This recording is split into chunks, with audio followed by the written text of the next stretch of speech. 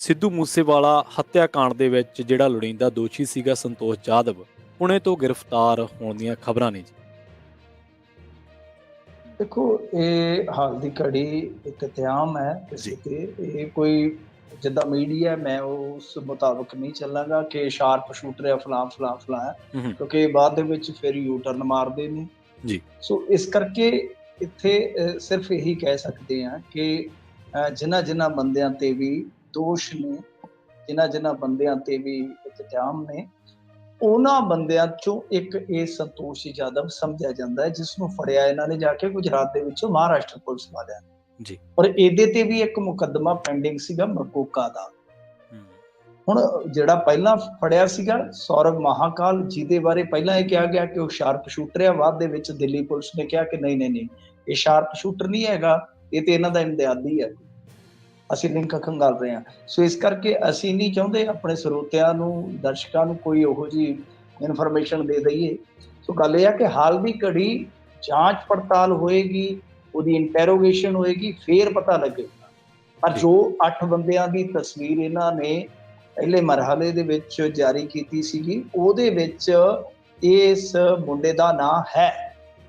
ਤੇ ਜਿਹੜੀ ਪੀਸੀ ਮਹਾਰਾਸ਼ਟਰ ਪੁਲਿਸ ਨੇ ਕੀਤੀ ਆਫੀਸ਼ੀਅਲੀ ਸਟੇਟਮੈਂਟ ਇੱਕੋ ਇੱਕ ਜਿਹੜੀ ਇਸ ਮਾਮਲੇ ਦੇ ਵਿੱਚ, ਤਾਂ ਉਹਨੂੰ ਲੈ ਕੇ ਆਪਾਂ ਜੇ ਗੱਲ ਕਰੀਏ ਤਾਂ ਉਹ ਕਹਿੰਦੇ ਨੇ ਕਿ ਦੇਖੋ ਇਹਦੇ ਲਾਰੈਂਸ ਬਿਸ਼ਨੋਈ ਨਾਲ ਕਥਿਤ ਤੌਰ ਤੇ ਸੰਬੰਧ ਸੀ, ਪਰ ਅਸੀਂ ਹੁਣ ਇਨਵੈਸਟੀਗੇਸ਼ਨ ਜਾਂ ਇੰਟਰੋਗੇਸ਼ਨ ਜੋ ਵੀ ਆ ਉਹ ਅਸੀਂ ਕਰਾਂਗੇ ਕਿ ਬਈ ਇਹ ਮੂਸੇਵਾਲਾ ਹੱਤਿਆਕਾਂਡ 'ਚ ਸ਼ਾਮਲ ਸੀ ਜਾਂ ਨਹੀਂ। ਤਾਂ ਹਾਲ ਦੀ ਘੜੀ ਜਦੋਂ ਪੁਲਿਸ ਵਾਲੇ ਇਹ ਗੱਲ ਕਹੀ ਜਾਂਦੇ ਨੇ ਤਾਂ ਫਿਰ ਮੀਡੀਆ ਪਤਾ ਨਹੀਂ ਕਿਵੇਂ ਸ਼ਾਰਪ ਸ਼ੂਟਰ ਲਿਖੀ ਜਾਂਦਾ। ਮੈਨੂੰ ਤਾਂ ਕੋਈ ਸਮਝ ਨਹੀਂ ਆਉਂਦੀ ਇਹਨਾਂ ਚੀਜ਼ਾਂ ਜੀ ਕਿ ਕੀ ਸਾਡੇ ਕੋਲ ਪੈਰਾਮੀਟਰ ਹੈ ਇਹਨਾਂ ਚੀਜ਼ਾਂ ਦੇ। ਤੇ ਸ਼ਾਰਪ ਸ਼ੂਟਰ ਨਹੀਂ, ਇੱਕ ਸਿਰਫ ਜਿੱਦਾਂ ਕਹਿ ਲਓ ਕਿ ਮਤਲਬ ਕਿ ਉਸ ਲਿਸਟ ਦੇ ਵਿੱਚ, ਉਸ ਸੂਚੀ ਦੇ ਵਿੱਚ ਸੀ ਜੋ ਇਹਨਾਂ ਨੇ ਜਾਰੀ ਕੀਤੀ ਹੈ। ਹੁਣ ਉਹਦੀ ਕੀ ਭੂਮਿਕਾ ਕੀ ਨਹੀਂ, ਉਹਦੇ ਵਿੱਚ ਤੇ ਇੱਕ ਬਠਿੰਡੇ ਦਾ ਵੀ ਹੈ। ਪਰਿਵਾਰ ਵਾਲੇ ਕਹਿੰਦੇ ਕਿ ਅਸੀਂ 4 ਦਿਨ ਪਹਿਲਾਂ ਉਹਨੂੰ ਪੁਲਿਸ ਨੂੰ ਫੜਾਇਆ, ਤੇ ਪੁਲਿਸ ਅੱਜ ਤੱਕ, ਪੰਜਾਬ ਦੀ ਪੁਲਿਸ ਇਹ ਨਹੀਂ ਦੱਸ ਸਕੀ ਕਿ ਕੀ ਪਰਿਵਾਰ ਝੂਠ ਬੋਲਦਾ ਜੀ। ਤੇ ਜੇ ਉਹ ਬੰਦਾ ਕਿਸੇ ਕੇਸ ਦੇ ਵਿੱਚ ਲੋੜੀਂਦਾ ਹੈ ਤਾਂ ਉਹਦੀ ਤੁਸੀਂ ਹੁਣ ਤੱਕ ਅਰੈਸਟ ਕਿਉਂ ਨਹੀਂ ਪਾਈ? ਅਰੈਸਟ ਕਿਉਂ ਨਹੀਂ ਪਾਈ? ਜਾਂ ਤਾਂ ਪਰਿਵਾਰ ਕਹਿ ਦਿਓ ਕਿ ਝੂਠ ਬੋਲਦਾ ਹੈ, ਜਾਂ ਅਰੈਸਟ ਪਾ ਕੇ ਦਿਖਾ ਦਿਓ। ਅਰੈਸਟ ਵੀ ਨਹੀਂ ਪਾ ਰਹੇ, ਇਹਦਾ ਮਤਲਬ ਇਹ ਕਿ ਸ਼ਾਇਦ ਉਹਨਾਂ ਨੂੰ ਲੱਗਦਾ ਕਿ ਅਸੀਂ ਕੋਈ ਬੰਦਾ ਗਲਤ ਨਾ ਪਾ ਦਈਏ ਜੀ।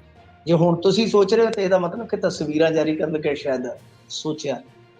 ਇਸ ਕਰਕੇ ਸੋਚ ਕੇ ਸਮਝ ਕੇ ਚੱਲਣ ਦੀ ਜ਼ਰੂਰਤ ਹੈ। ਖੈਰ ਇਹਦੇ ਨਾਲ ਦਾ ਇੱਕ ਹੋਰ ਵੀ ਫੜਿਆ ਗਿਆ, 2 ਜਣੇ ਫੜੇ ਗਏ ਨੇ, ਉਹਦੀ ਵੀ ਕੋਈ ਇਹਦੇ 'ਚ ਭੂਮਿਕਾ ਜਾਂ ਕੋਈ ਸਰਗਰਮੀ ਸੀਗੀ ਇਸ ਮਾਮਲੇ 'ਚ, ਉਹ ਵੀ ਹੁਣ ਵੇਖਣਾ ਪਏਗਾ।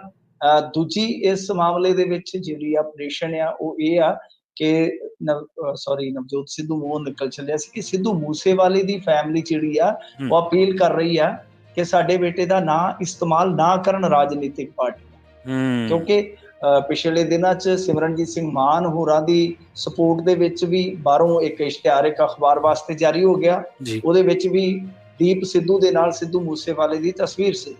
ਪਰ ਇਸ ਤੋਂ ਬਾਅਦ ਕਾਂਗਰਸ ਨੇ ਤੇ ਹੱਦਾਂ ਹੀ ਟੱਪਦਿਆਂ, ਕਹਿ ਲਓ ਕਿ ਬਿਲਕੁਲ ਲੱਟ ਟੱਪਦਿਆਂ ਹੀ ਇਹ ਕਰ ਦਿੱਤਾ ਕਿ ਇੱਕ ਸੌਂਗ ਜਿਹੜਾ ਜਾਰੀ ਹੋ ਗਿਆ, ਕੰਪੇਨ ਸੌਂਗ।